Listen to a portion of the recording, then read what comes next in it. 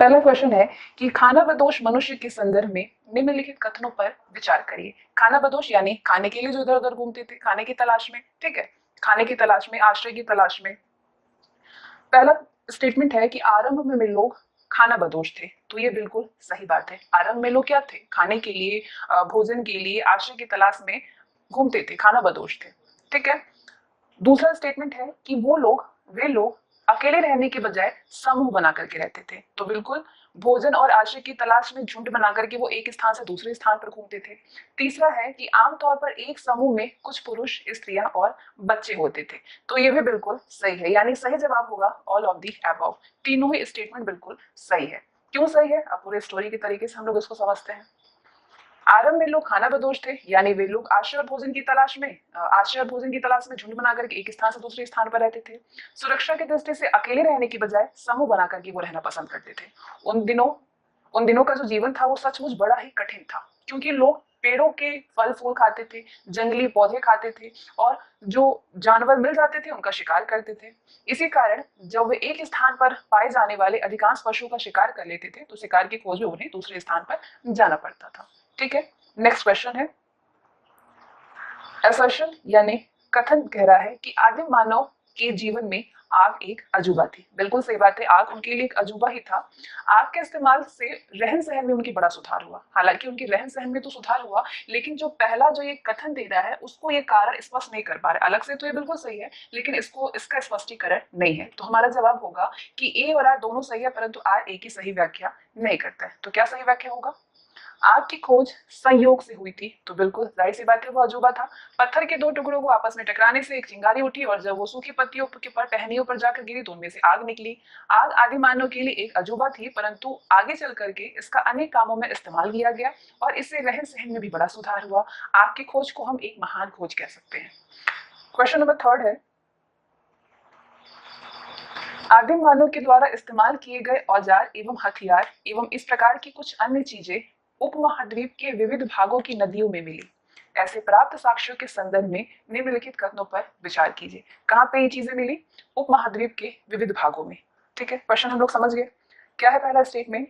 कश्मीर घाटी में जानवरों की हड्डियों से भी औजार और हथियार बनाए जाते थे। बिल्कुल सही बात है। दूसरा, पत्थर के बड़े टुकड़ों से क्या किया जाता था? हथौड़े बनाए जाते थे, कुल्हाड़ी और बसूले बनाए जाते थे। दोनों ही सही है, पहला और दूसरा दोनों ही सही है। क्यों सही है उसे हम समझते हैं। पत्थर के बड़े टुकड़ों से जो आदमी की मुट्ठी में आ सकते थे, हथौड़े, कुल्हाड़ी और बसूले बनाए जाते थे उससे। प्रारंभ में बिना मूठ की कुल्हाड़ियों से ही पेड़ आदि की टहनियां काटी जाती थी। बाद में उसे डंडे से बांध दिया गया, और फिर उसकी शक्ति बढ़ गई और उसका बेहतर उपयोग होने लगा था। औजारों के उपयोग से आदमी को बड़ा ही लाभ हुआ। इनसे वो पेड़ों की टहनियां काटना, जानवर मारना, जमीन खोदना, लकड़ी और पत्थर को शक्ल देने में काफी समर्थन मिला। अब यहाँ पे एक नोट है कि इस समय के औजार और हथियार को पुरातत्ववेत्ता क्या कहते हैं? अश्मोपकरण कहते हैं। क्या कहते हैं? अश्मोपकरण कहते हैं। नेक्स्ट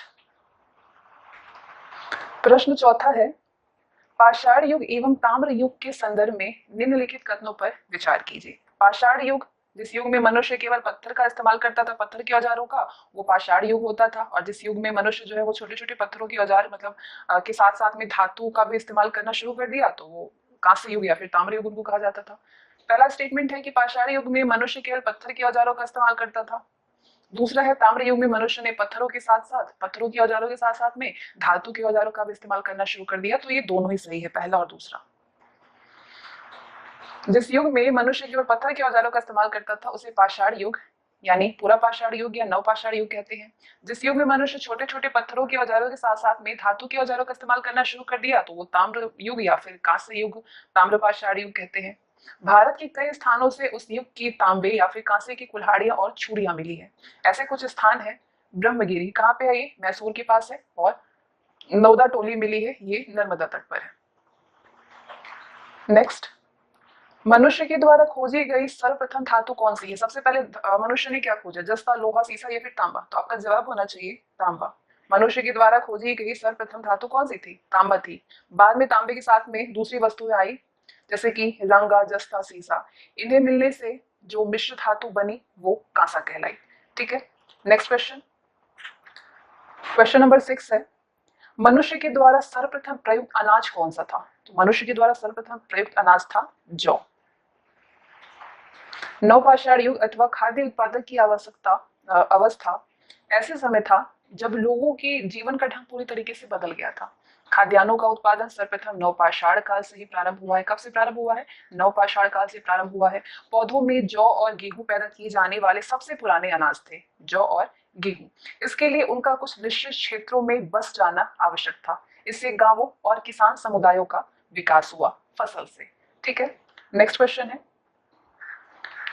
नवपाषाण युग के औजार एवं अन्य चीजों के संदर्भ में निम्नलिखित कथनों पर विचार कीजिए। नवपाषाण युग के औजार और अन्य चीजों के संदर्भ में पहला है कि एक वजनदार डंडा जिसका इस्तेमाल जमीन खोदने के लिए होता था। एक वजनदार डंडा का इस्तेमाल जमीन खोदने के लिए होता था, बिल्कुल सही है। कुल्हाड़ी का इस्तेमाल पेड़ों को काटने या फिर छाटने के लिए होता था, ये भी सही है। सील और बट्टा का इस्तेमाल अनाज पीसने के लिए होता था, ये भी सही है। यानी तीनों ही सही है। एक वजनदार डंडा जिसका इस्तेमाल जमीन खरीदने के लिए होता था, इस औजार में डंडे के ऊपरी हिस्से में एक गोलाकार पत्थर डाला जाता था और इसका दूसरा सिरा नुकीला होता था। नुकीले सिरे से जमीन में छेद बनाया जाता था जिसमें कि बीज बोया जाता था। ठीक है, पहला स्टेटमेंट क्लियर है। दूसरा स्टेटमेंट क्या कह रहा था कि कुल्हाड़ी का इस्तेमाल पेड़ों को काटने या फिर छाटने के लिए होता था और फिर सील बट्टे का इस्तेमाल अनाज पीसने के लिए होता था। फसल काटने के लिए हंसिया का इस्तेमाल होता था। लकड़ी के एक घुमावदार डंडे में पत्थर के छोटे छोटे धारदार चिपट फंसा करके ये औजार बनाया जाता था। ठीक है, क्वेश्चन नंबर 8 कथन है, ताम्रपाषाण युग के लोग आभूषण और सजावट के शौकीन थे। ताम्रपाषाण युग के लोग शौकीन थे। कारण क्या दे रहा है कि स्त्रियां सीपियों तथा हड्डियों के आभूषण पहनती थी और बालों में सुंदर कंघियां लगाए रखती थी।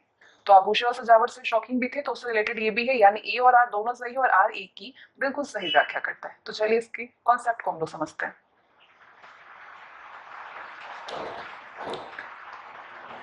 ताम्रपाषाण युग के लोगों को अब जंगली जानवरों और खराब मौसम से कठोर संघर्ष नहीं करना पड़ता था, इसलिए अब आभूषण बनाने के लिए उनके पास में समय होता था। अब कपड़े पशुओं की खाल, पेड़ों की छाल और पत्तों के नहीं होते थे।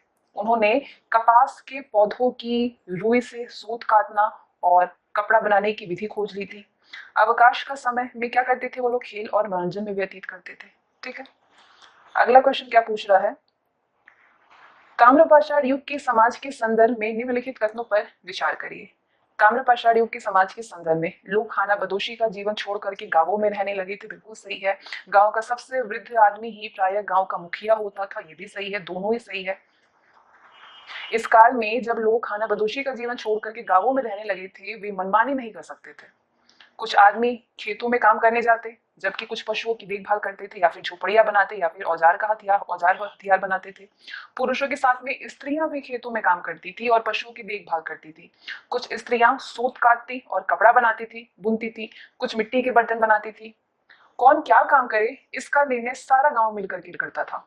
गांव का जो सबसे वृद्ध आदमी होता था वो मुखिया होता था और उसे ही सबसे बुद्धिमान भी समझा जाता था और वही सभी लोगों को आदेश देता था, जो गांव का सबसे वृद्ध होता था। ठीक है, अगला क्वेश्चन है क्वेश्चन नंबर 10। ये स्तंभ है दोनों क और ख। क्या है कि आरंभिक मानव के जीवन की प्रमुख अवस्थाएं दी गई हैं इसमें, और इसमें दिया गया है कुछ महत्वपूर्ण आविष्कार। ये अवस्थाएं हैं किस युग में क्या खोज हुआ था। पुरापाषाण युग में आग की खोज हुई थी। ठीक है, नवपाषाण युग में फसल काटने के औजार बनाए जाने लगे थे। ताम्रपाषाण युग में तांबे की खोज हुई थी। ठीक है, पुरापाषाण युग में आग की खोज, नवपाषाण युग में फसल काटने के औजार बनने लगे थे और ताम्रपाषाण युग में तांबे की खोज हुई थी। ठीक है, नेक्स्ट क्वेश्चन है,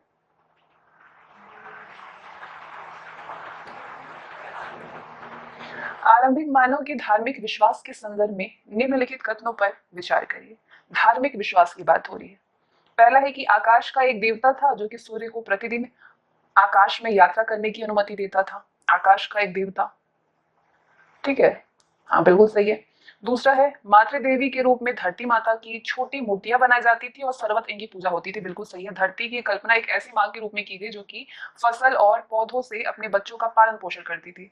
इससे समझिए कि धरती की कल्पना एक ऐसी माँ के रूप में की गई जो कि फसलों और पौधों से अपने बच्चों का पालन करती, और यदि सुबह सूर्योदय होता रहे और धरती फसल पैदा करती रहे तो आकाश के देवता और धरती माता को बलि देकर के स्तुति गान से संतुष्ट करना जरूरी था। ठीक है, तो ये था चैप्टर 1 आदि मानव के संदर्भ में जितने भी प्रश्न बन सकते हैं, क्वेश्चन बने हुए हैं, उनको हम लोगों ने प्रैक्टिस किया। उसके बाद हम लोग ने जो कॉन्सेप्ट पढ़ा है उससे रिलेटेड जितने भी क्वेश्चन अब बन जाएंगे उनको भी हम लोग बहुत इजीली सॉल्व कर सकते हैं, क्योंकि हम लोगों ने बहुत विस्तार पूर्वक सारी चीजें समझ रखी है। चैप्टर 2 है नगर जीवन का आरंभ। नगर जीवन के आरंभ से पहला प्रश्न है, सिंधु सभ्यता के सबसे पुराने जिस नगर की खोज हुई और जो रावी नदी के तट पर स्थित था वो कौन सा नगर था? वो था हड़प्पा। ठीक है, दूसरे सबसे महत्वपूर्ण स्थल की खोज सिंध, जो कि वर्तमान में पाकिस्तान में है, सिंध के मोहनजोदड़ो में हुई है। ठीक है, पुरातत्ववेत्ताओं ने इन प्राचीन नगरों की सभ्यता को सिंधु सभ्यता का नाम दिया क्योंकि ये दोनों नगर और इसी तरह की संस्कृति वाले अन्य स्थल सिंधु की घाटी में मिले हैं। हड़प्पा संस्कृति समूचे सिंध और बलूचिस्तान में और लगभग पूरे पंजाब में, पूर्वी और पश्चिमी हरियाणा, पश्चिमी उत्तर प्रदेश, जम्मू कश्मीर, उत्तरी राजस्थान, गुजरात तथा उत्तरी महाराष्ट्र में फैली हुई थी। इस संस्कृति को लगभग 2500 ईसा पूर्व में, यानी कि आज से लगभग 4500 वर्ष पहले महत्व प्राप्त हुआ। उस समय मिस्र में पिरामिडों का निर्माण करने वाले फराओ, जो कि प्राचीन मिस्र के राजाओं की उपाधि थी फराओ, उनकी सभ्यता थी। ठीक है, तो कौन सी दूसरी थी? हड़प्पा। सिंधु सभ्यता के सबसे पुराने जिस नगर की खोज हुई थी और जो रावी नदी के तट पर स्थित था वो था हड़प्पा। क्वेश्चन नंबर 2 है, हड़प्पा निम्नलिखित में से किस सभ्यता से संबंधित है? हड़प्पा किस सभ्यता से? सुमेरियन, सिंधु घाटी सभ्यता, वैदिक सभ्यता या फिर मेसोपोटामिया सभ्यता? तो आपका जवाब तुरंत होना चाहिए सिंधु घाटी सभ्यता। किस सभ्यता से? सिंधु घाटी सभ्यता से। पुरातत्ववेत्ताओं ने भारत के उत्तरी और पश्चिमी भागों में अन्य स्थानों की खुदाई करके सिंधु सभ्यता के नगरों से मिलते जुलते कई नए नगरों की खोज की थी। ठीक है, इसलिए सिंधु घाटी की सभ्यता को अब हड़प्पा संस्कृति भी कहते हैं क्योंकि नगरों में रहने वाले लोगों का जीवन हड़प्पा वासियों से मिलता जुलता रहा है। Next question. और एक चीज और, ये जो नगर है ये नगर पंजाब में रोपड़ और हरियाणा में राखीगढ़ी, बलूचिस्तान में मेहरगढ़, कच्छ की खाड़ी में धौलावीरा, अहमदाबाद के पास में लोथल और राजस्थान में कालीबंगी थे। ये सिंधु सभ्यता भी कहते हैं इसे क्योंकि इसका विस्तार भी सिंधु घाटी के पार ही हुआ है। ठीक है, इसका विस्तार सिंधु घाटी के पार भी हुआ है, इसीलिए इसे भी सिंधु सभ्यता ही कहते हैं। क्वेश्चन नंबर 3 है, निम्नलिखित कथनों पर विचार कीजिए एवं नीचे दिए गए कूटों से सही उत्तर चुनिए। पहला स्टेटमेंट है, मोहनजोदड़ो, हड़प्पा, रोपड़ और कालीबंगा सिंधु घाटी सभ्यता के प्रमुख स्थल हैं। तो आपका जवाब होना चाहिए हाँ। मोहनजोदड़ो में मकान ईंटों के बने होते थे और उनकी दीवारें मोटी और मजबूत होती थी, ये भी बिल्कुल सही है। मोहनजोदड़ो के निचले नगर में सड़कें सीधी जाती थी और एक दूसरे से समकोण में काटती थी, ये भी बिल्कुल सही है। तीनों ही सही हैं। सिंधु सभ्यता की घाटी के प्रमुख स्थल थे पंजाब में रोपड़, हरियाणा में राखीगढ़ी, बलूचिस्तान में मेहरगढ़, कच्छ की खाड़ी में धौलावीरा, अहमदाबाद के पास में लोथल और राजस्थान में कालीबंगा थे। दूसरा स्टेटमेंट था, मोहनजोदड़ो का निचला जो नगर था वो बढ़िया योजना तैयार करके बनाया गया था। मुख्य सड़क करीब 10 मीटर चौड़ी थी जो कि आधुनिक नगरों की बड़ी बड़ी सड़कों के बराबर है। सड़क के दोनों ओर मकान बनाए जाते थे। तीसरा स्टेटमेंट हमने क्या जाना था कि सड़कें क्या होती थी, एक दूसरे से समकोण में काटती थी। सड़क की नाली सड़क के किनारे किनारे चलती थी और उसके दोनों ओर ईंटें लगी होती थी ताकि उसे साफ रखा जा सके। कुछ नालियां पत्थर की पट्टियों से ढकी रहती थी। ठीक है, निचले नगर में सड़कें सीधी रहती थी, सड़कें नाली के किनारे किनारे चलती थी और उसके दोनों ओर ईंट लगे होते थे ताकि उसे साफ रखा जा सके। कुछ नालियां पत्थर की पट्टियों से ढकी रहती थी। क्वेश्चन नंबर 4 है, हड़प्पा संस्कृति की स्त्रियों के वस्त्र और आभूषण के संदर्भ में निम्नलिखित कथनों पर विचार करिए। पहला है, स्त्रियां छोटा घाघरा पहनती थी जो कि कमरबंद से कसा रहता था। दूसरा है, स्त्रियों को अपने केश तरह तरह से संवारने का शौक था। तीसरा है, स्त्रियां कंगन और हार पहनती थी। ये सारे सही हैं, हड़प्पा संस्कृति में ये सारी चीजें हो चुकी थी। कपड़ा बुनना जानते थे, मिट्टी से जो तकुए मिले हैं उसे उनका पता चलता है कि बहुत सी स्त्रियां घर पर सूत काट लेती थी। कपड़े सूती होते थे, वैसे तो उनका भी इस्तेमाल होता था। स्त्रियां अपने केशों को भांति भांति से गूंथती थी और कंघों से सजाती थी। स्त्री और पुरुष दोनों को आभूषण पहनने का शौक था। आभूषण क्वार्ट्ज और सीप की गुड़िया के बने होते थे, लेकिन अमीरों के लिए सोने और चांदी के बनाए जाते थे। ठीक है, नेक्स्ट क्वेश्चन। मोहनजोदड़ो से प्राप्त मुहरों के संदर्भ में निम्नलिखित कथनों पर विचार कीजिए। पहला है, ये स्टेटाइट या पत्थर की बनी चपटी आयताकार मुहरें हैं। बिल्कुल सही है। मुहर के एक तरफ सांड या एक सिंग वाला पशु या एक हाथी या किसी दृश्य की आकृति है, तो ये दोनों ही सही है जो मोहनजोदड़ो से प्राप्त मुहर हुए थे। मुहर पर बनी आकृति के ऊपर में चित्र संकेतों की पंक्ति है। हड़प्पा संस्कृति के लोग इन चित्र संकेतों का लिपि के रूप में इस्तेमाल करते थे। व्यापारी लोग इन मुहरों का उपयोग शायद माल की गठरियों पर ठप्पा लगाने के लिए करते थे। नेक्स्ट है, सिंधु सभ्यता का स्थल जहाँ पे खुदाई में एक डाक या नौका गोदी मिली है, जहां से माल नौकाओं पर लाद करके भेजा जाता था और बाहर से आने वाला माल यहाँ पे उतारा जाता था, वो स्थल कौन सा है? उस स्थल का नाम है लोथल।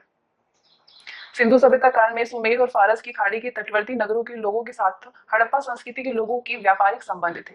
वे एक जगह से दूसरी जगह पे बराबर माल भेजते थे। मोहनजोदड़ो में बनी मुहरें तथा अन्य छोटी चीजें इराक के स्थलों से मिली हैं। लोथल जहाँ पे खुदाई में एक डाक या नौका गोदी मिली है।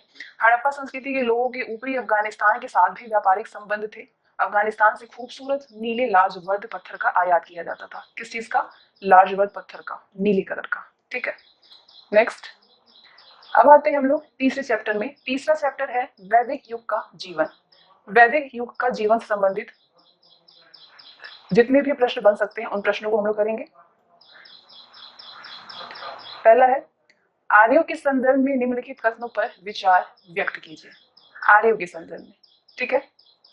पहला है, आर्य सबसे पहले पंजाब में बसे, फिर धीरे धीरे वे दक्षिण पूर्व की ओर आगे बढ़ करके दिल्ली के उत्तरी प्रदेश में आबाद हुए। तो क्या ये सही है? तो आपका जवाब होना चाहिए सही है। आरंभ में आर्य पशुचारी खानाबदोश लोग थे। वे पशुओं के बड़े बड़े झुंड पालते थे। तीसरा है, आर्यों के बारे में हमें जानकारी उन सूक्तों से मिलती है जिनकी उन्होंने रचना की थी। तो ये तीनों ही सही है। दिल्ली के उत्तरी प्रदेश के पास ही सरस्वती नदी बहती थी, परंतु इस नदी का जल धीरे धीरे सूख गया। यहाँ पे आर्यभाषी लोग सालों तक रहे और यहीं पर उन्होंने अपने सूक्तों का संग्रह करके ऋग्वेद तैयार किया। कौन सा वेद? ऋग्वेद। दूसरा स्टेटमेंट था, क्या था? कि आरंभ में आर्य पशुचारी खानाबदोश लोग थे। वे पशुओं के बड़े बड़े झुंड चलाते थे।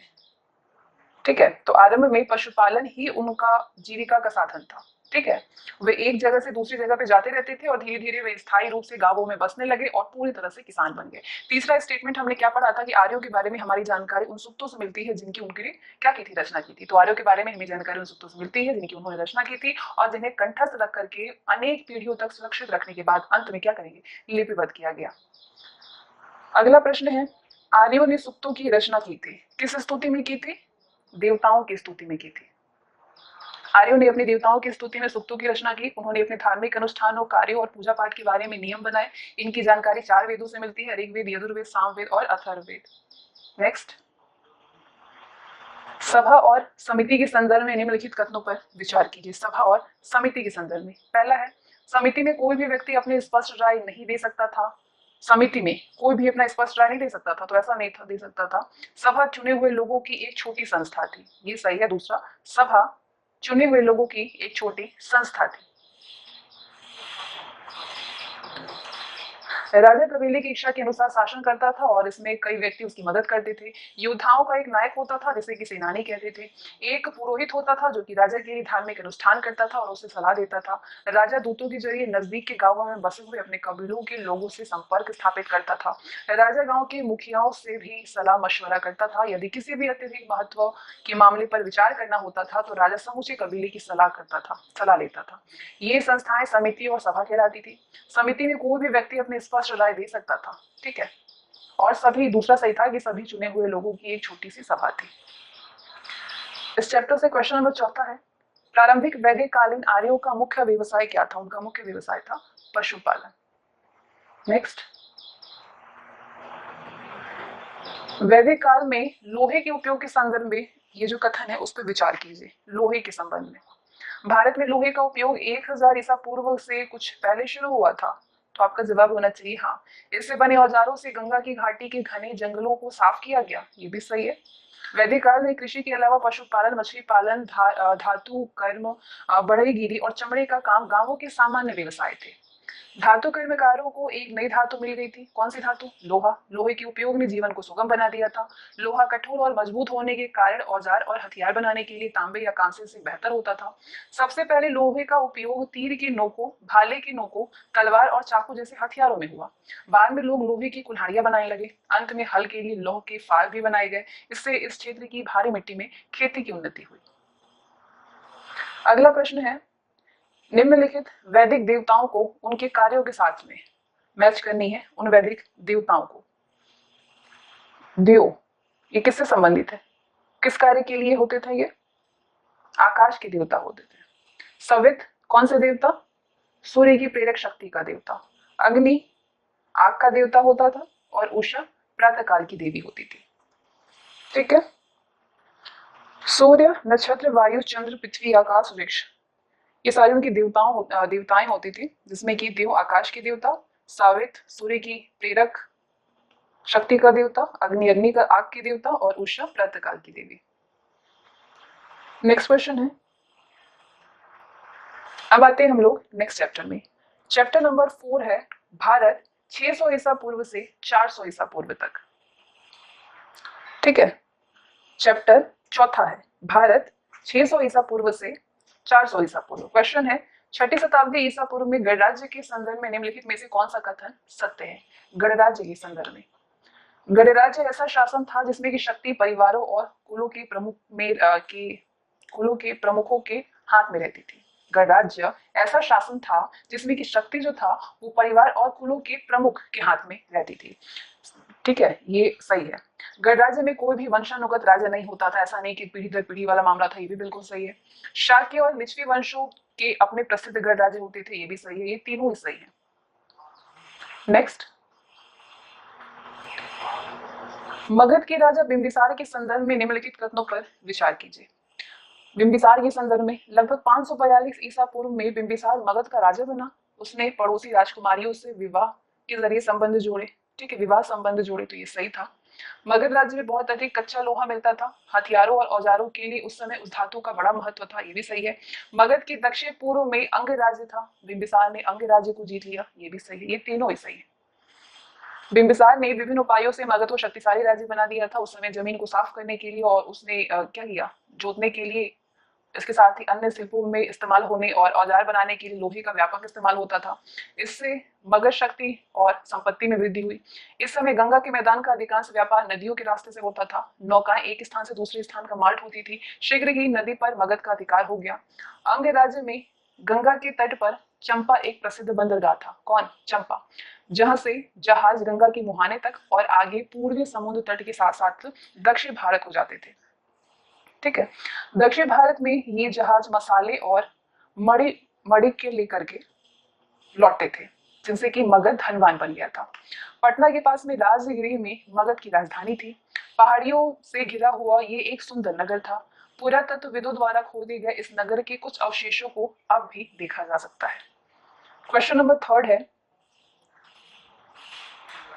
मगध के किस प्रारंभिक शासक ने राज्यारोहण के लिए अपने पिता की हत्या की एवं स्वयं इसी कारणवश अपने पुत्र को मार दिया था? कौन है?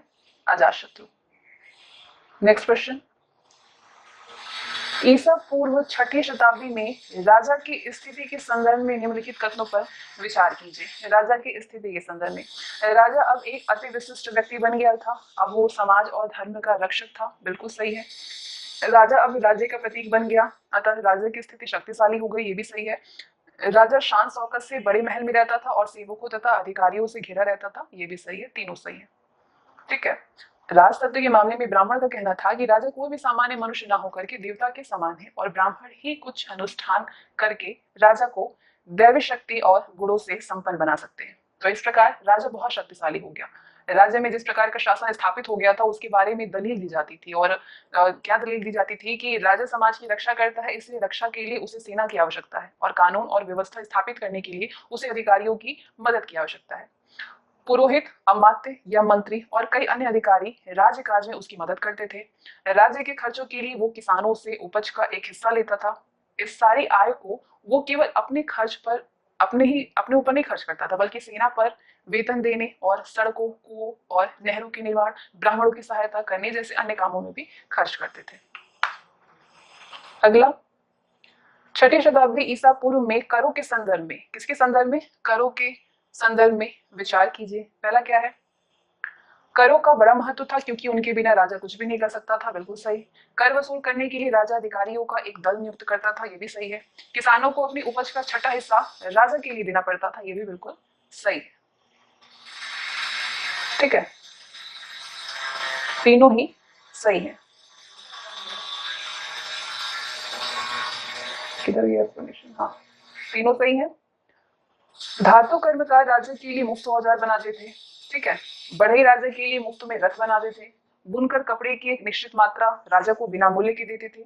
शुरू में कर वस्तुओं के रूप में इकट्ठा किया जाता था, यानी लोगों के द्वारा तैयार की गई चीजों के रूप में, और वही चीजें वेतन के रूप में अधिकारियों में बांट दी जाती थी। कर अथवा धन के अभाव में राजा न तो सेना रख सकता था, न वो काम करवाने के लिए अधिकारी नियुक्त कर सकता था, न ही सड़कें बनवा सकता था। कर वसूल करने वाले अधिकारी गांव-गांव जाकर के प्रत्येक किसान की खेती की पैमाइश करते थे और किसान के द्वारा पैदा किए जाने वाले अनाज का हिसाब रखते थे, और जब फसल तैयार हो जाती थी तो कर वसूल करने वाला अधिकारी किसान के पास में पहुंचता था और राजा को दिया जाने वाला हिस्सा वसूल कर लेता था। अन्य सभी उद्योग व्यवसायों से भी इसी प्रकार कर वसूल किया जाता था। नेक्स्ट, महावीर स्वामी के संदर्भ में निम्नलिखित कथनों पर विचार कीजिए। महावीर स्वामी के संदर्भ में इनका जन्म ईसा पूर्व छठी सदी में लुम्बिनी में हुआ था, ठीक है, सही है ये। इन्होंने घर छोड़ दिया था और कई वर्षों तक जीवन से संबंधित प्रश्नों के हल ढूंढते रहे थे। इन्होंने 30 तीर्थंकरों के उपदेशों का समर्थन किया और उनमें अपने विचार भी जोड़ दिए, ये भी गलत है, दोनों गलत है। इन्होंने अपने उपदेश आम जनता की बोली में किए थे, संस्कृत में नहीं किए, ये भी गलत है, पहला सही है। इनका जन्म ईसा पूर्व छठी सदी में कहाँ पे हुआ था? लुम्बिनी में हुआ था। बुद्ध का जन्म कहाँ पे हुआ था? बुद्ध का जन्म हुआ था कहाँ पे? लुम्बिनी में। अभी ऊपर आपने पढ़ा कहाँ पे? लुम्बिनी में। अब आते हैं हम लोग नेक्स्ट चैप्टर पे। पांचवा चैप्टर है मौर्य साम्राज्य। टोटल 9 चैप्टर है पुराने इतिहास में, प्राचीन इतिहास में, पुराने एनसीईआरटी में क्लास 6 में। तो हम लोग 5 चैप्टर करेंगे, फिर 6, 7, 8, 9 पॉसिबल होगा तो इसी वीडियो में कंप्लीट किया जाएगा, वरना इसके लिए अलग वीडियो आएंगे। पहला क्वेश्चन है, मौर्य वंश की स्थापना के संदर्भ में निम्नलिखित कथनों में से कौन सा सही नहीं है? मौर्य वंश की स्थापना के संदर्भ में पहला है, क्योंकि पूछ रहा है सही नहीं है, बस क्वेश्चन यहीं से डिफिकल्ट हो जाता है। अब सारे सही की आपको जानकारी होनी चाहिए इसको सॉल्व करने के लिए। ईसा पूर्व चौथी सदी में मगध पर नंद राजाओं का शासन था। मगध पर नंद राजाओं का शासन था, ये तो सही है। मगध उत्तर भारत का सबसे शक्तिशाली राज्य था, ये भी सही है।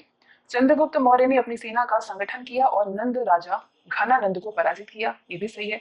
घनानंद एक लोकप्रिय राजा था, ये गलत है। क्या पूछ रहा है, कौन सा सही नहीं है? तो option D is not correct. Nanda राजाओं ने करों की वसूल से अपार संपत्ति जमा कर ली थी और उनके पास में एक विशाल सेना भी थी, परंतु वे कुशल शासक नहीं थे, इसलिए उनको उखाड़ फेंकना आसान था। चाणक्य ने चंद्रगुप्त को शिक्षा देकर के युद्ध के लिए तैयार किया। ऐसा समझा जाता है कि नंद राजा घनानंद लोकप्रिय नहीं था। अब आते हैं हम लोग नेक्स्ट क्वेश्चन पे। सिकंदर के आक्रमण के संदर्भ में निम्नलिखित कथनों पर विचार कीजिए। किसके संदर्भ में? सिकंदर के आक्रमण के संदर्भ में। यूनानी राजा सिकंदर ने 326 ईसा पूर्व में पंजाब पर हमला किया। सिकंदर ने हखमनी सम्राट को हरा करके उसके साम्राज्य को जीत लिया। सिकंदर की मृत्यु 323 ईसा पूर्व में हुई थी, ये तीनों ही सही है। सिकंदर ने भारत पर इसलिए हमला किया था क्योंकि उत्तर के कुछ क्षेत्र हखमनी शासकों के ईरानी साम्राज्य में शामिल थे। पंजाब पर अब सिकंदर के द्वारा पीछे छोड़े गए गवर्नर शासन करते थे, ठीक है। नेक्स्ट क्वेश्चन, चंद्रगुप्त मौर्य के संदर्भ में निम्नलिखित कथनों पर विचार कीजिए। चंद्रगुप्त मौर्य के संदर्भ में, चंद्रगुप्त ने सेल्यूकस निकेटर को 305 ईसा पूर्व में हरा दिया था, बिल्कुल सही है। चंद्रगुप्त का शासनकाल समाप्त होने तक समूचा उत्तर भारत मौर्य के अधीन आ गया था, ये भी सही है, दोनों सही है। नेक्स्ट, चंद्रगुप्त मौर्य के बाद मौर्य वंश का उत्तराधिकारी कौन था? बिंदुसार था, ठीक है। करीब 25 वर्ष तक शासन करने के बाद में चंद्रगुप्त ने अपना सिंहासन अपने पुत्र बिंदुसार को सौंप दिया। कुछ उल्लेखों के अनुसार चंद्रगुप्त इसके बाद जैन मुनि बन गया था। अगला प्रश्न पूछा गया है कि बिंदुसार के संदर्भ में इन कथनों पर विचार कीजिए। किसके संदर्भ में? बिंदुसार के संदर्भ में। बिंदुसार एक शासनकाल के बिंदुसार के शासनकाल में मौर्य साम्राज्य दक्षिण में मैसूर तक फैल गया था। बिल्कुल सही है। बिंदुसार की दक्षिण के राज्यों के साथ में मैत्री थी। केवल कलिंग प्रदेश, ओडिशा और सुदूर दक्षिण के राज्य उसके साम्राज्य में नहीं थे। तो ये तीनों ही सही है।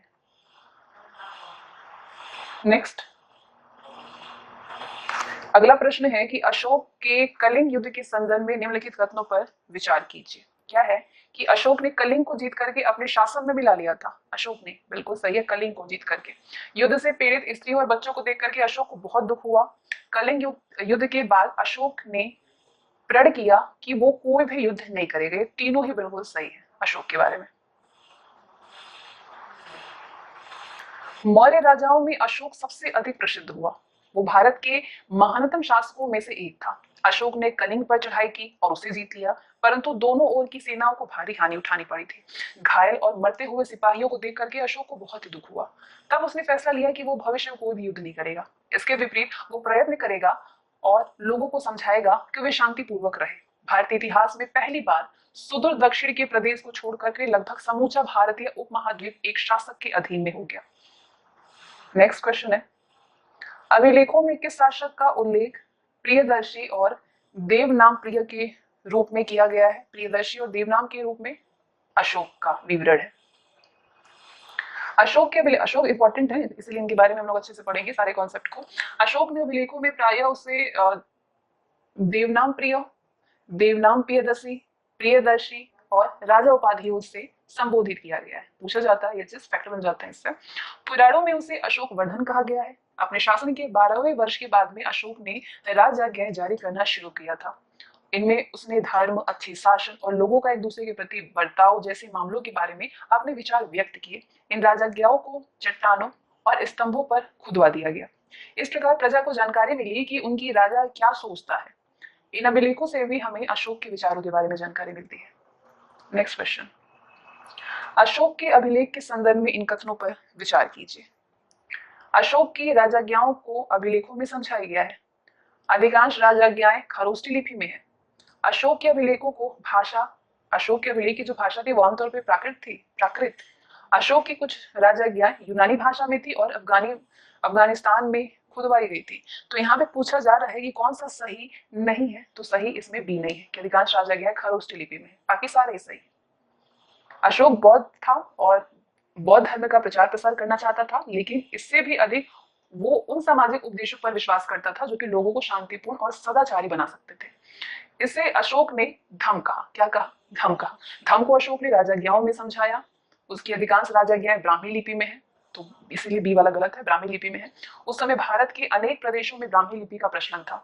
प्राकृत आम जनता की भाषा थी, जबकि संस्कृत भाषा ऊंची जातियों के शिक्षित लोगों के द्वारा बोली जाती थी। अशोक अपने विचारों को आम लोगों तक पहुंचाना चाहता था, इसलिए उसने ऐसी भाषा का प्रयोग किया जो लोग समझ सकते थे। ठीक है। क्वेश्चन नंबर 9, अशोक से संबंधित निम्नलिखित कथनों में से कौन सा कथन सत्य है? वो इंसान और पशुओं की हत्या पर रोक लगाने के विरुद्ध था। इंसानों और पशुओं की हत्या पर रोक लगाने के विरुद्ध था। क्या पूछ रहा है क्वेश्चन? कौन सा सत्य है? इसकी इच्छा थी कि विभिन्न धर्मों के अनुयायी आपस में शांति और सौहार्द से रहें। उसने युद्ध न करने का वचन दिया था। उसने धार्मिक अनुष्ठानों में पशुओं की बलि देने पर प्रतिबंध लगाया था। तो सही जवाब है ऑप्शन ए। ठीक है। अशोक के समय में अधिकांश धार्मिक संप्रदाय दो समुदायों में बट गए थे। एक समुदाय था ब्राह्मण का और दूसरा श्रमणों का। कभी कभी इन विभिन्न धार्मिक संप्रदायों के बीच में जबरदस्त कलह भी होती थी। अशोक की इच्छा थी कि लोग एक दूसरे से मैत्री रखें और तरुण लोग बड़े बूढ़ों की आज्ञा माने, बच्चे और माता पिता के आदेश माने, बच्चे जो है वो अपने माता पिता के आदेश माने। उसने मालिकों से सेवकों के प्रति दयालु और नम्र रुख अपनाने का निवेदन किया था। अशोक, अगला जो स्टेटमेंट है कि अशोक इंसानों एवं पशुओं की हत्या पर रोक लगाना चाहता था, इसलिए ए वाला गलत है। ठीक है, यहाँ पे ए वाला गलत है। मतलब क्वेश्चन क्या पूछा था कि इनमें से कौन सा गलत नहीं है? हाँ, ए गलत है, बाकी सारे सही है। तो यहाँ पे कौन सा सत्य नहीं है, ये होना चाहिए था प्रश्न। उसने धार्मिक अनुष्ठानों में पशुओं की बलि देने पर प्रतिबंध लगाया था, क्योंकि उसे क्रूर कार्य समझा जाता था। वो ये नहीं चाहता था कि लोग मांस खाएं। उसके अपने रसोई घर में प्रतिदिन 2 मोर और 1 हिरन राजा के लिए पकाए जाते थे। इस पर उसने रोक लगा दी। अगला प्रश्न है, मौर्यकालीन कला के संदर्भ में निम्नलिखित कथनों पर विचार कीजिए। मौर्यकालीन कला के संदर्भ में अशोक की राजाज्ञा चट्टानों और बलुआ पत्थर के ऊंचे स्तंभों पर खोदी गई थी, बिल्कुल सही है। प्रत्येक स्तंभ के सिर पर हाथी, सांड या सिंह की प्रतिमा बनाई गई थी, ये भी सही है, यानी दोनों सही है। नेक्स्ट क्वेश्चन है, कौटिल्य ने अर्थशास्त्र में समझाया है, क्या समझाया है कौटिल्य ने अर्थशास्त्र में, कि एक अच्छे शासन का संगठन किस प्रकार किया जाए। ठीक है, किस प्रकार योजनाबद्ध रूप से राजस्व मिले जिसमें कि पूरा राजस्व सम्मिलित है, संग्रह करना चाहिए, धन अर्जित करना चाहिए और अर्जन की विधि सीखनी चाहिए, एक अर्थपूर्ण जीवन जीने की कला सीखनी चाहिए। लेकिन अशोक कौटिल्य ने, चाणक्य ने, उनका ही नाम कौटिल्य भी था, कौटिल्य ने अर्थशास्त्र में समझाया है कि एक अच्छे शासन का संगठन किस प्रकार किया जाए। ठीक है, मौर्य काल के बारे में बहुत कुछ जानकारी दो साहित्य स्रोतों से मिलती है। उनमें से एक है अर्थशास्त्र, जिसका आज उपलब्ध अधिकांश हिस्सा चंद्रगुप्त मौर्य के प्रधानमंत्री कौटिल्य ने लिखा था। दूसरा स्रोत मेगस्थनीज के द्वारा यूनानी भाषा में लिखा हुआ है, जिसका विवरण इंडिका में है। किसमें है? इंडिका में। नेक्स्ट क्वेश्चन, आगे इसके बारे में कुछ जानकारी है। मेगस्थनीज सेल्यूकस निकेटर का राजदूत था और उसने चंद्रगुप्त के शासनकाल में कुल समय भारत में बिताया था। मेगस्थनीज का वृत्तांत, जिसका दुर्भाग्य वंश कुछ ही अंश बचा हुआ है, उसका आंखों देखा वर्णन है। इसने पाटलिपुत्र के संदर्भ में जानकारी दी है कि ये विशाल और सुंदर नगर था और मजबूत परकोटे से घिरा हुआ था। मकान लकड़ी के बने हुए थे, परंतु राजा का महल पत्थर का बना हुआ था। मेगस्थनीज भारतीय समाज के बारे में लिखता है कि अधिकतर लोग खेती करते थे। उनकी या तो अपनी भूमि होती थी या वे राजा की भूमि पर काम करते थे। वे गांवों में सुखपूर्वक रहते थे। अगला प्रश्न है, मौर्य साम्राज्य 100 से कुछ अधिक साल का टिका रहा, मौर्य साम्राज्य, और अशोक की मृत्यु के बाद वो छिन्न भिन्न होने लगा था। मौर्य साम्राज्य के विघटन के प्रमुख कारण कौन कौन से थे? मौर्य काल के विघटन के कारण क्या थे? अशोक के उत्तराधिकारी दुर्बल थे और वे साम्राज्य का शासन अच्छी तरह संभाल नहीं सके, बिल्कुल सही। विशाल सेना और विशाल प्रशासनिक सेवा का खर्च उठाने के लिए भी भारी धन की आवश्यकता थी, ये भी सही है। साम्राज्य के विभिन्न प्रदेश अत्यधिक दूरी पर स्थित होने के कारण प्रकाशन एवं संपर्क स्थापित करने में कठिनाई होती थी, सही जवाब है, तीनों ही सही है। अगले चैप्टर पे आते हैं हम लोग। शायद बाद में मौर्य शासक इतने भारी खर्च के लिए पर्याप्त कर वसूल नहीं कर पाते थे। धीरे धीरे मौर्य साम्राज्य के विभिन्न प्रांत अलग होने लगे और अंत में स्वतंत्र बन गए। 150 ईसा पूर्व में पुष्यमित्र सुंग, 150 से पुष्यमित्र सुंग ने अंतिम मौर्य शासक की हत्या करके मगध में शुंग वंश की स्थापना कर ली। अब छठा चैप्टर है भारत, 200 ईसा पूर्व से 300 ईसा पूर्व तक का भारत। इससे रिलेटेड प्रश्न है, सातवाहनों के वंश परिवार के संदर्भ में निम्नलिखित कथनों पर विचार कीजिए। पहला कथन है, शतकर्णी प्रथम का कलिंग नरेश से युद्ध हुआ था, इसे पश्चिम का स्वामी कहा जाता है, बिल्कुल सही। गौतमी पुत्र सातकर्णी ने दक्कन में सातवाहनों के राज्य को शक्तिशाली बना दिया, ये भी सही है। सातवाहन राज्य समृद्धशाली था और इसका प्रशासन अच्छा था, ये भी सही है, तीनों सही है। नेक्स्ट क्वेश्चन,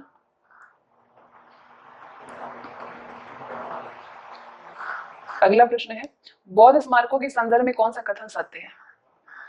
तो आगे बढ़ने से पहले जो एक्सप्लेनेशन उसको भी हम लोग देख ही लेते हैं। सातवाहनों के वंश परिवार को आंध्र सातवाहन भी कहते हैं। इसका एक महान विजेता शासक शतकर्णी प्रथम था। उसने शायद ईसा पूर्व पहली सदी में शासन किया था। शतकर्णी प्रथम के शासन की कुछ समय बाद शकों ने, जो कि सौराष्ट्र पर शासन कर रहे थे, सातवाहनों पर आक्रमण किया और उन्हें नासिक में खदेड़ करके आंध्र में भगा दिया।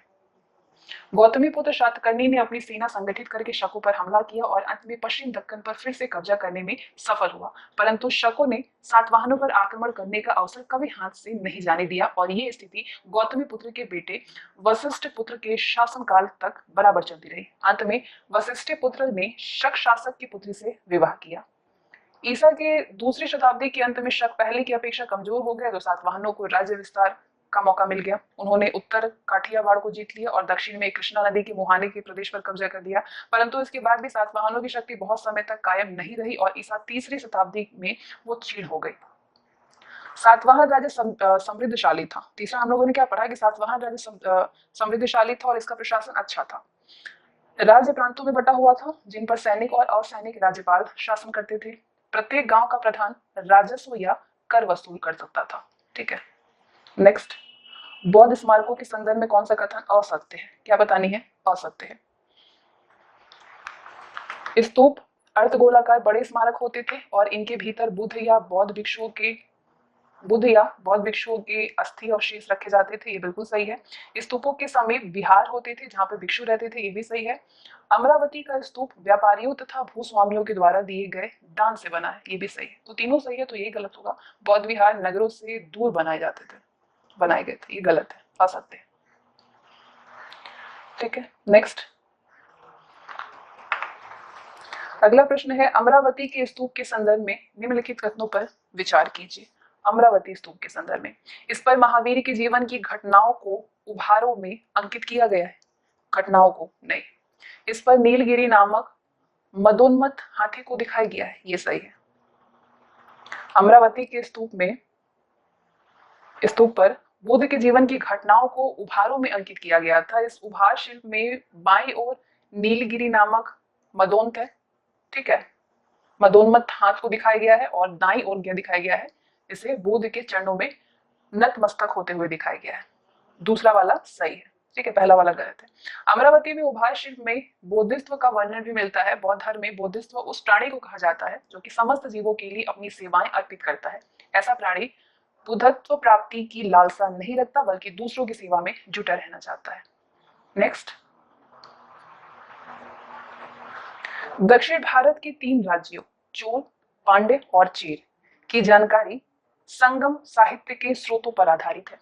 संगम साहित्य के अनुसार इनमें से कौन सा असत्य है? संगम साहित्य के अनुसार चोल, पांड्य और चेर अक्सर एक दूसरे से लड़ते रहते थे, ये बिल्कुल सही है। केरल के राजाओं में नडुन चेरलादन को एक महान वीर समझा जाता था, ये भी सही है। संगम साहित्य की कविताओं में चोल, पांड्य और चेर के युद्धों की जानकारी मिलती है, ये भी सही है। तो गलत कौन सा होगा? चौथा होगा। इस साहित्य की कविताएं संस्कृत में लिखी गई हैं, ये गलत है। दक्कन के पठार के दक्षिण में और सातवाहन राज्य के दक्षिण में 3 राजाओं का उदय हुआ था। किसका किसका? चोल का, चेर का और पांड्य का। चोल जिसका केंद्र चेन्नई के दक्षिण में तंजौर क्षेत्र में था, पांड्य जिसका क्षेत्र मदुरै में था केंद्र, और चेर या केरल मालाबार का तटीय क्षेत्र जो कि आज केरल का भाग है, वो चेरों का क्षेत्र था। उल्लेख मिलते हैं कि सदियों पहले 3 कवि परिषदों का आयोजन हुआ था। तीसरी कवि परिषद मदुरै में हुई थी। दक्षिण की उन परिषदों में कवि, भाट और चारण एकत्र हुए और उन्होंने कविताएं रची। बाद की परिषदों में 2000 कविताओं का संग्रह करके उन्हें 8 पुस्तकों में प्रस्तुत किया गया। ये कविताएं आज भी उपलब्ध है और यही संगम साहित्य कहलाती है। संगम साहित्य की अनेक कविताओं में चोल, पांड्य और चेर के युद्धों के बारे में जानकारी मिलती है। नडुन चेरलादन के बारे में कहा जाता है कि उसने कई राज्य जीते थे और मालाबार तट के पास में रोम के जहाजी बेड़ों को भी पकड़ लिया था। नेक्स्ट क्वेश्चन पूछा गया है कि ईसा की प्रारंभिक शताब्दियों में भारत तथा रोम के बीच में घनिष्ठ व्यापारिक संबंधों की सूचना किस पुरास्थल की खुदाई से प्राप्त हुई है? बताइए। अरिकामेडू की। कहाँ की? अरिकामेडू की। रोमन जहाज व्यापार की तलाश में मालाबार तट और तमिलनाडु के पूर्वी तट पर पहुंच गए थे। धनी रोमन लोग भारत में मसाले, कपड़े, कीमती पत्थर और बंधन तथा मोट जैसे पशु पक्षी मांगते थे, ठीक है। और रोमन जहाज जो है वो लाल सागर से चल करके अरब सागर पार करके मालाबार तट या फिर पूर्वी समुद्र तट पर मन्नार की खाड़ी तक पहुंचते थे। उन्होंने उन चीजों की जरूरत होती थी उन्हें जिन चीजों की जरूरत होती थी उन्हें वो जहाजों में भर लेते थे और सोने में कीमत चुका करके रोम वापस चले जाते थे। रोमन लोग दक्षिण भारत के तटवर्ती नगरों में रहते थे। यहाँ वे चीजें जमा करते थे और रोमन लोग जो थे वो दक्षिण भारत के तटवर्ती नगरों में रहते भी थे। यहाँ वे चीजें जमा करते और उन्हें जहाजों में रोम भेजने का इंतजाम करते। इन नगरों में एक था अरिकामेडू जो कि पौंडीचेरी के नजदीक है, जिसकी पुराविदों ने खुदाई की है। यहाँ पे रोम में बनी अनेक चीजें मिली है। अगला क्वेश्चन है, ईसाई धर्म के संदर्भ में निम्नलिखित कथनों पर विचार कीजिए। ईसाई धर्म के संदर्भ में ईसा की पहली सदी में ईसाई धर्म का उदय हुआ और वो भारत पहुंचा, ठीक है, ये सही है। भारत में ईसाई धर्म सबसे पहले मालाबार तट के लोगों में और आधुनिक चेन्नई के नजदीकी क्षेत्र में फैला, ये भी सही है। आरंभिक ईसाई लोगों ने ईसा के जन्म के समय से वर्षों की या संवत्सर की गिनती करने की एक नई प्रथा चलाई, ये भी बिल्कुल सही है, ठीक है। तो तीनों ही सही है आपके।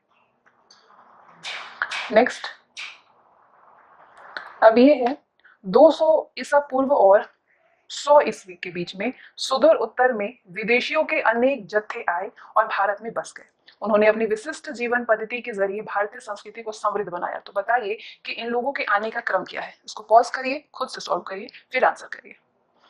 इनका क्रम था आने का, हिंद, यवन, शक, पार्थव, फिर कुषाण आए। हिंद, शक, पार्थव, कुषाण। ठीक है। यूनानी के अलावा बाकी सब मध्य एशिया से आए थे। ये उन अनेक अवसरों में से एक था जब मध्य एशिया से आए लोगों ने न केवल भारतीय संस्कृति को प्रभावित किया बल्कि वे भारतीय जन समुदाय के अंग बन गए। ठीक है। नेक्स्ट क्वेश्चन है आपके पास कि हिंद यवनों के संदर्भ में निम्नलिखित कथनों पर विचार कीजिए। हिंद यवनों के संदर्भ में पहला है, इन्होंने गांधार प्रांत पर शासन किया था। बिल्कुल सही है। उन्होंने अनेक प्रकार के सिक्के चलाए। इनके शासकों में कुछ बौद्ध बने और कुछ विष्णु उपासक। बिल्कुल सही है, सारे सही हैं। नेक्स्ट क्वेश्चन है, शकों से संदर्भित निम्नलिखित कथनों पर विचार करिए। शकों से संदर्भित, शक लोग पश्चिम भारत में आए और उन्होंने सिंध तथा सौराष्ट्र को रौंद डाला। शकों का सर्वाधिक प्रसिद्ध राजा रुद्रदामन था। ठीक है, दोनों सही है। नेक्स्ट, भारत में आने के बाद शक अंततः काठियावाड़ और मालवा में बस गए थे। सातवाहनों से उसके अक्सर युद्ध होते थे। उनके सबसे प्रसिद्ध राजा रुद्रदामा ने सातवाहन शक्ति को नर्मदा के उत्तर में फैलने नहीं दिया था। चाहने पर भी स्वयं शक भी उत्तर की ओर आगे नहीं बढ़ पाए क्योंकि कुषाणों ने उन्हें रोक रखा था। अब यहाँ पे एक नोट है, जूनागढ़ अभिलेख से पता चलता है कि 170 ईस्वी में रुद्रदामन ने गिरनार के निकट सुदर्शन झील की मरम्मत बिना बेगार लिए ही करवाई थी, जो कि मौर्य वंश के शासक चंद्रगुप्त मौर्य के आदेश पर बनवाई गई थी। ठीक है, इंपॉर्टेंट नोट्स है। नेक्स्ट, कनिष्क के संदर्भ में विचार करनी है। तो स्टेटमेंट है आपके पास, पॉज करिए और पढ़िए।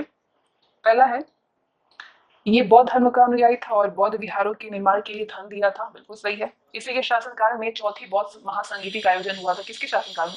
कनिष्क के। सही जवाब है, दोनों ही सही है। ठीक है। नेक्स्ट, गांधार कला शैली एक संश्लेषण है किस कला का? भारतीय तथा यूनानी कला का। ठीक है। नेक्स्ट, बौद्ध धर्म के संदर्भ में निम्नलिखित कथनों पर विचार कीजिए। चलिए इसके एक्सप्लेनेशन को भी समझ ही लेते हैं।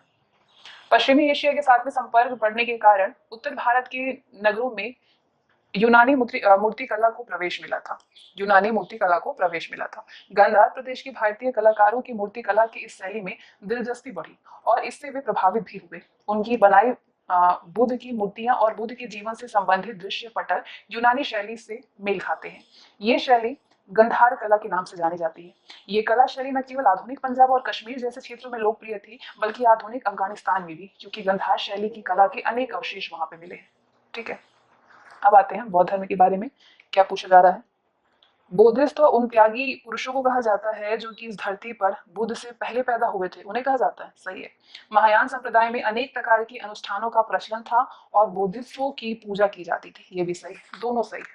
ठीक है। बौद्ध संप्रदाय अब दो भागों में बंट गया था। जातक ग्रंथों में बुद्धिस्टों के बारे में अनेक कथाएं हैं। इस प्रकार इस समय तक बौद्ध धर्म में काफी परिवर्तन हो गया था। अब ये वो सरल धर्म नहीं रहा था जिसका बुद्ध ने उपदेश दिया था। बौद्ध संप्रदाय अब दो भागों में बढ़ गया था, महायान और हीनयान। महायानी बौद्ध भिक्षु शक्तिशाली बन गए थे, परंतु भारत में अब भी ऐसे लोग थे जो इस तरह के बौद्ध धर्म को नहीं मानते थे। वे हीनयान बौद्ध कहलाए। महायान बौद्धों ने धर्मदूतों की मंडलियां चीन भेजी।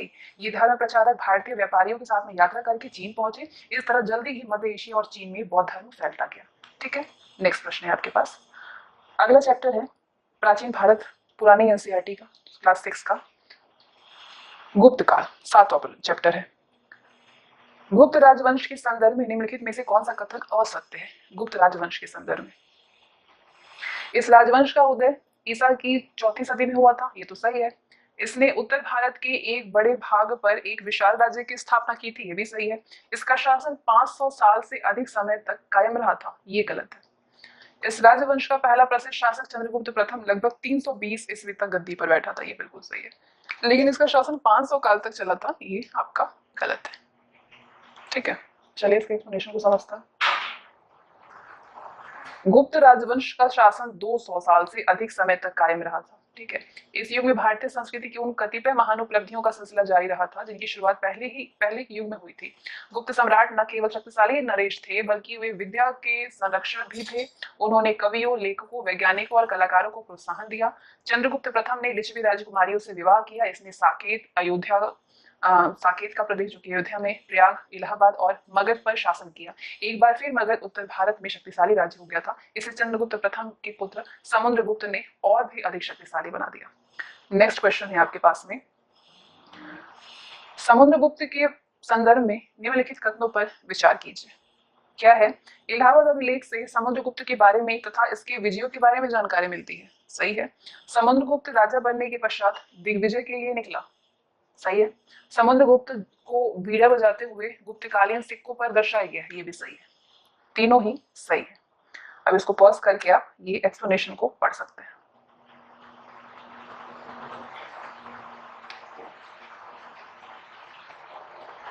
क्वेश्चन नंबर 3 है, चंद्रगुप्त द्वितीय के संदर्भ में बताइए।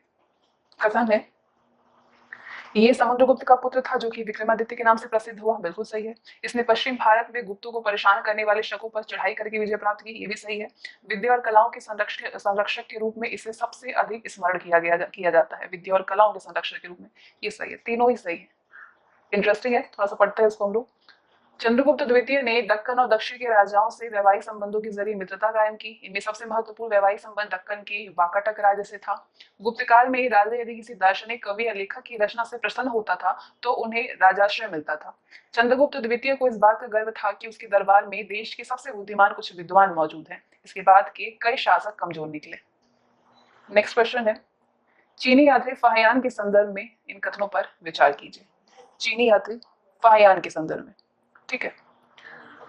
वो 399 में चीन से रवाना हुआ और गोबी मरुस्थल तथा मध्य एशिया को पार करके भारत पहुंचा। उसने बौद्ध ग्रंथों का अध्ययन किया और अपने साथ में चीन ले जाने के लिए पुस्तकें इकट्ठा की। चीन वापस लौटने पर उसने अपनी भारत यात्रा के बारे में एक ग्रंथ में लिखा। ये तीनों ही बिल्कुल सही है। इसको आप पॉज करके पढ़ लीजिए। नेक्स्ट, गुप्तकालीन व्यापार केंद्रों या फिर बंदरगाहों के संदर्भ में निम्नलिखित कथनों पर विचार कीजिए। क्वेश्चन है, ठीक है। तो पहला है, ताम्रलिप्ति बंदरगाह से दक्षिण पूर्व एशिया के देशों के साथ में सबसे ज्यादा व्यापार होता था। सही है, बिल्कुल। बड़ौच, सुपारा और कल्याण पश्चिमी तट पर मुख्य बंदरगाह थे और वहां से भी दक्षिण पूर्व को जहाज भेजे जाते थे। मालाबार तट पर स्थित अनेक बंदरगाहों से भारतीय वस्तुएं अफ्रीका, अरब, ईरान और भूमध्य सागरीय देशों को ले जाई जाती थी। तीनों ही सही। ठीक है, इसको पॉज करके आप पढ़ लीजिए। नेक्स्ट, गुप्तकालीन धर्म के संदर्भ में निम्नलिखित में से कौन सा कथन सही है? पहला है, अरबों ने हिंद के निवासियों के लिए हिंदू शब्द इस्तेमाल किया। हिंदू लोग शिव, शक्ति और विष्णु के उपासक थे। क्या बोल रहे हैं, इसमें से कौन सा सही नहीं है? तो ये तो सही है। गुप्त नरेश विष्णु के उपासक नहीं थे। गुप्त नरेश विष्णु के उपासक थे, ये गलत है। ठीक है। देवताओं की मूर्तियों की पूजा के लिए छोटे छोटे देव भी बनने लगे थे। रामायण और महाभारत जैसे पुराने ग्रंथ और कुछ पुराण इस युग में जोड़े अथवा पुनः लिखे गए थे। तो यहाँ पूछो कौन सा सही नहीं है, तो सही नहीं है ऑप्शन बी, बाकी सारे ही सही है। इसको पढ़ना चाहते हैं तो पॉज करके पढ़ सकते हैं। अगला प्रश्न है, गुप्तकाल में वास्तुकला के संदर्भ में निम्नलिखित कथनों पर विचार कीजिए। पहला है, सांची में बौद्ध स्तूप के पास इस कला का बना हुआ एक कक्ष का मंदिर है। सांची में, ठीक है, ये सही है। नेक्स्ट है, देवगढ़ में भी उस युग का एक छोटा मंदिर है। ये भी सही है। इस काल की सारनाथ की प्रस्तर मूर्तियों की गणना भारतीय मूर्ति कला की सबसे सुंदर कृति में होती है। ये तीनों ही स्टेटमेंट बिल्कुल सही है। अगला है मैथ्स कॉलम, विशाख दत्त किससे संबंधित है? आपकी विशाख, हाँ सही जवाब होगा इसका नाटक। वरामिहिर किससे संबंधित है? वरामिहिर संबंधित है खगोल विज्ञान से। चरक क्या थे? चिकित्सक थे। और ब्रह्मगुप्त किससे संबंधित है? गणित से। ठीक है। गुप्त काल के दो प्रसिद्ध वैज्ञानिक थे, आर्यभट्ट और वरामिहिर। दोनों ही ज्योतिष और गणितज्ञ थे। आर्यभट्ट ने स्पष्ट किया था कि पृथ्वी सूर्य की परिक्रमा करती है, परंतु उनके इस सिद्धांत को स्वीकार नहीं किया गया। आज हम जानते हैं कि आर्यभट्ट का सिद्धांत सही था। ब्रह्मगुप्त ने ब्रह्म सिद्धांत की रचना की और सर्वप्रथम ये बताया कि पृथ्वी सभी वस्तुओं को अपनी ओर आकर्षित करती है। कनिष्क का राजवैद आयुर्वेद का विख्यात विद्वान चरक था, जिसने की चरक संहिता की रचना की। ठीक है, नेक्स्ट क्वेश्चन है, इनमें से कौन सा कालिदास की रचना नहीं है? कालिदास की रचना इनमें से मेघदूत है, अभिज्ञान शाकुंतलम है, रघुवंश है, पंचतंत्र नहीं है। ठीक है, कालिदास के द्वारा रचित मेघदूत, रघुवंश, अभिज्ञान शाकुंतलम में साहित्य गुरु के अलावा गुप्तकालीन समाज का भी स्पष्ट चित्र देखने को मिलता है। कालिदास चंद्रगुप्त द्वितीय के दरबार में कुछ समय तक रहे थे। कालिदास की संस्कृत भाषा सुंदर है। उनके पहले की संस्कृत रचनाओं में ऐसी सुंदर भाषा देखने को नहीं मिलती। पंचतंत्र कहानियों का संग्रह है। पंचतंत्र के रचयिता विष्णु शर्मा है। पंचतंत्र का संसार की अनेक भाषाओं में अनुवाद हुआ। ठीक है, चैप्टर 8 है छोटे छोटे राज्यों का युग। क्वेश्चन है, हर्ष के संदर्भ में निम्नलिखित में से कौन सा कथन असत्य है? असत्य पूछ रहा है हर्ष के संदर्भ में।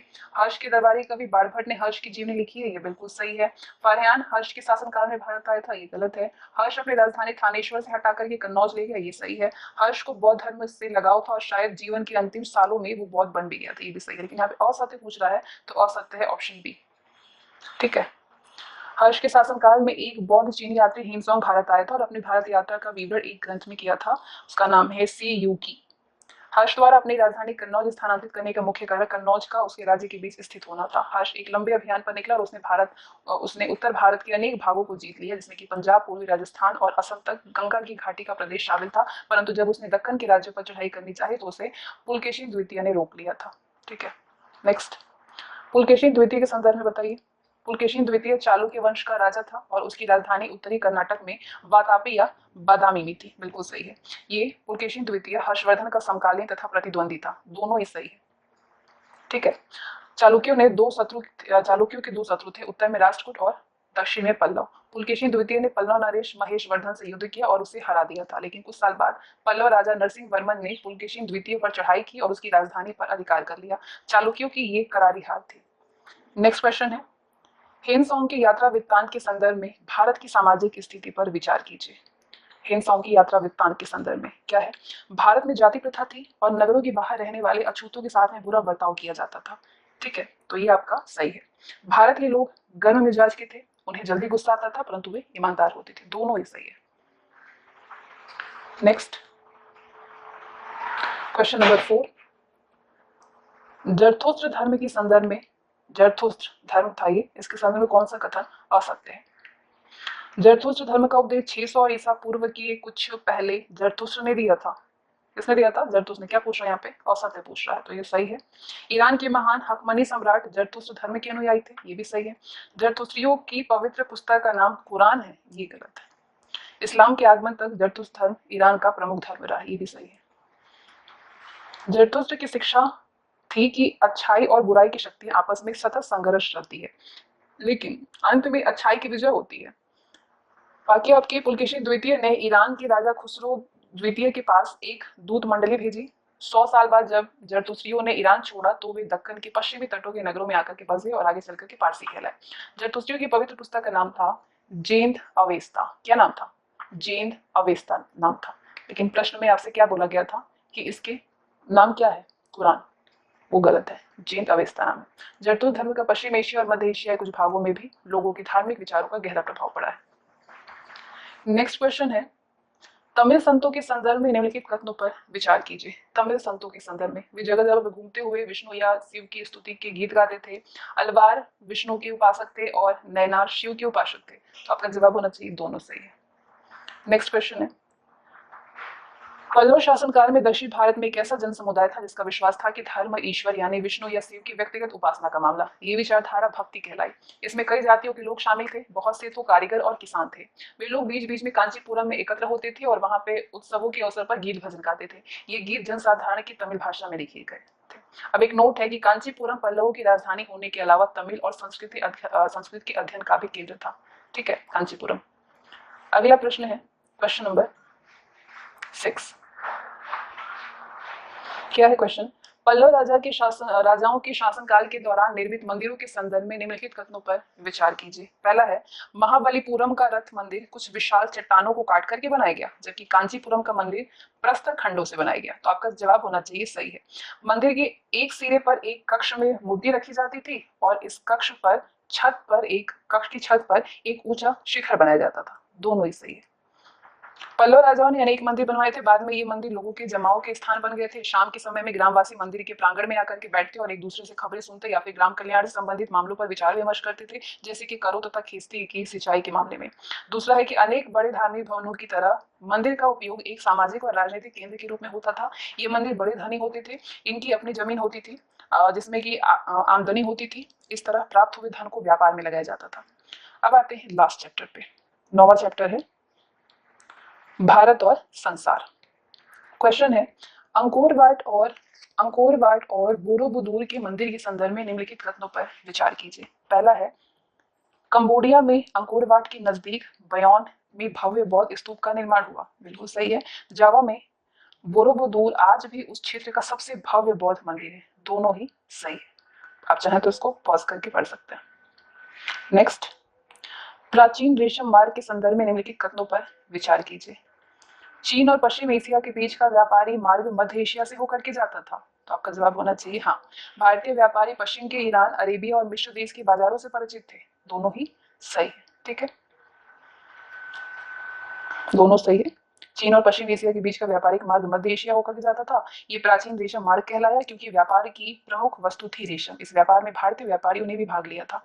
अगला प्रश्न है, पैगंबर मोहम्मद के संदर्भ में निम्नलिखित कथनों में से कौन सा असत्य है। पैगंबर मोहम्मद के संदर्भ में, इनका जन्म ईसा की 6ठी शताब्दी के अंत में अरब में हुआ था। सही है। इन्होंने एक नए धर्म इस्लाम का प्रवर्तन किया। सही है। मुस्लिम संवत हिजरी 622 ईस्वी से आरंभ हुआ था। ये भी सही है। इनकी मृत्यु 832 ईस्वी में हुई थी। ये गलत है, 632 में हुई थी, ना कि 832 में। अगला क्वेश्चन है, अरबों ने सिंध पर विजय कब प्राप्त किया था। अरबों ने सिंध पर 712 ईस्वी में विजय प्राप्त किया था। ठीक है, और ये इसका एक्सप्लेनेशन है, आप चाहें तो यहाँ पर इसको पढ़ सकते हैं। 712 ईस्वी में अरबों ने सिंध जीत लिया और उन्होंने पश्चिम भारत पर चढ़ाई करने की धमकी दी, लेकिन आज राजस्थान के नाम से जाना जाने वाला प्रदेश के स्थानीय शासकों ने उन्हें आगे नहीं बढ़ने दिया। फिर भी सिंध पर उनका राजनीतिक शासन कायम रहा था। भारत के पश्चिमी तट पर पश्चिमी एशिया से आए अरब भारतीयों की कई बस्तियां स्थापित हुई। यहाँ वे स्थानीय लोगों के साथ में मिलजुल करके रहते थे, उन्हीं में शादी करते और एशिया के अन्य प्रदेशों के साथ में होने वाले भारतीय व्यापार में हिस्सा लेते थे। तो ये चैप्टर आपका यहीं पे समाप्त होता है। इसके बाद आपकी नई और पुरानी एनसीईआरटी से क्लास 6 को हम लोग कवर कर चुके हैं। अब हम लोग क्लास 7 की एनसीईआरटी को कवर करेंगे। पहले